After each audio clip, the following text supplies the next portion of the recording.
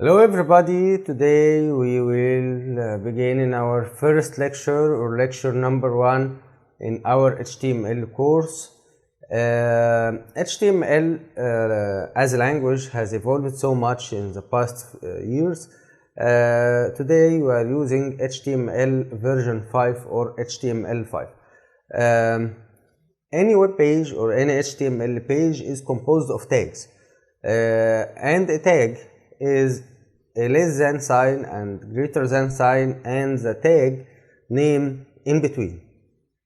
As we can see, this is a label tag between a less than sign, greater than sign and the word label or the tag name in between. And HTML tags are two types: a self-closing tag and opening closing tag. A self-closing tag is just a tag that contains a tag name inside the smaller than and greater than signs only. There is no content inside the tag.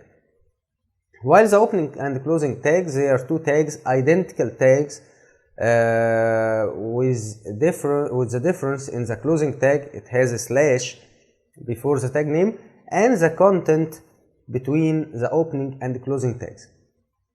So what are tags we are using in a basic HTML page or the simplest HTML page? An HTML page should contain a doc type tag. What is a doc type? A doc type is a tag that defines or tells the browser what version of HTML we are using now. Is it HTML5 or HTML4 or XHTML? For HTML5 we just write doc type HTML. As we can see now, there are various doc types. For HTML5 we just write HTML. For HTML 4.1 we write all this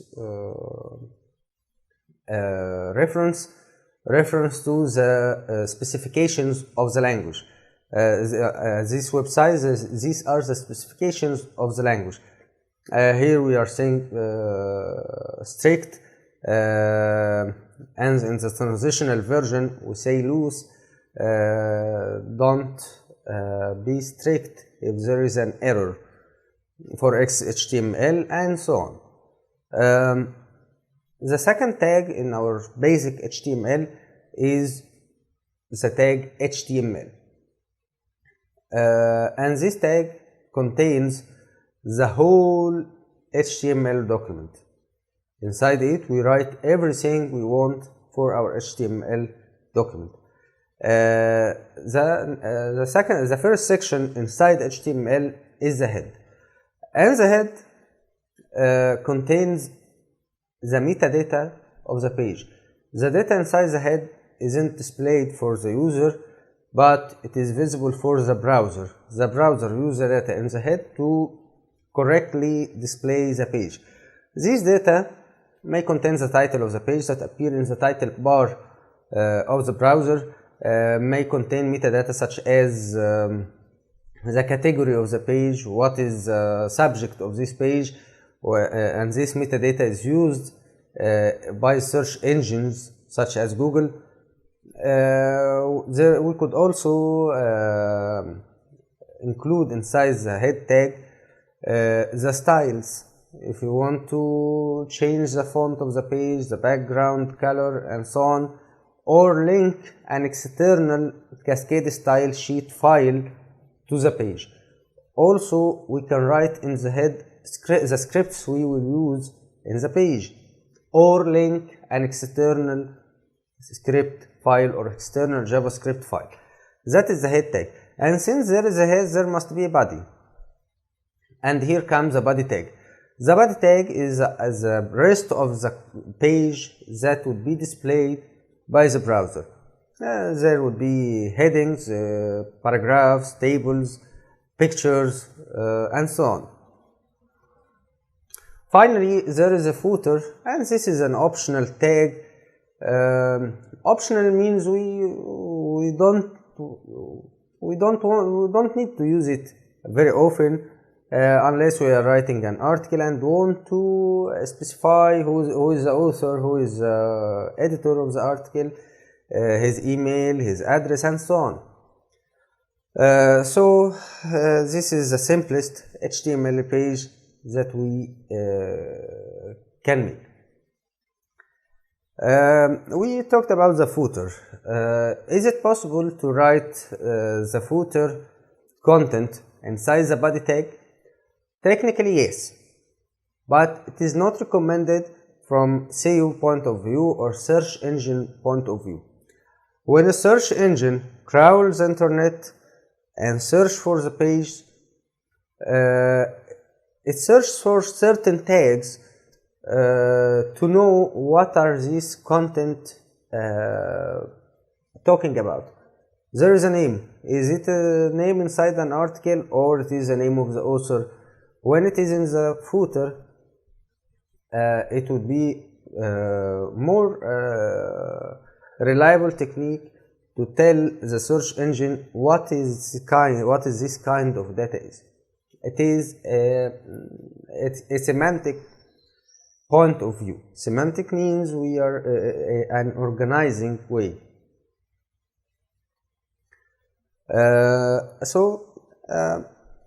What happens if I write my content or write a paragraph or write a title without a tag? Technically it will appear. It will be displayed in the browser. But there are two problems. The first problem is the content that is written with that is not written inside the tag. We don't have control over it. We can't change its color, we can't change its font, we can't hide or display it. And so we have no control over this content. The second problem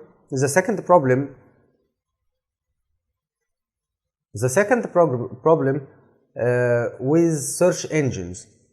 When a search engine see a tag called title with login inside it, so the search engine would expect that this is a login page since the title is login. But what happens if just we write login without any tag? So the search engine will see the word, but what is the context of this word? What is the context of login? Search engine won't know and won't categorize our page well, so our page won't appear correctly in the search results. For the HTML tags, we will know them throughout our course. Nearly 99% of the HTML5 tags. What if I want to make a custom tag? You can, and that is called Extensible Hypertext Markup Language, or XHTML. XHTML is an extended version of HTML with more restrictions. HTML is a kind forgiving for errors. If you write text without tags, it is okay, it would be displayed. If the tag is written and not defined, it is okay. Custom tag written and not defined, it is okay. If you forgot a closing tag for a label or heading, it is okay. But for XHTML, no. It is forbidden. You must be strict when you write your code. Thank you for your time. This is a very small lecture, and now the second section of the lecture, which we will apply what we have learned in this lecture. Now we will begin our application for the lecture we have just finished. Here is our HTML code and a web browser page that's displaying our web page.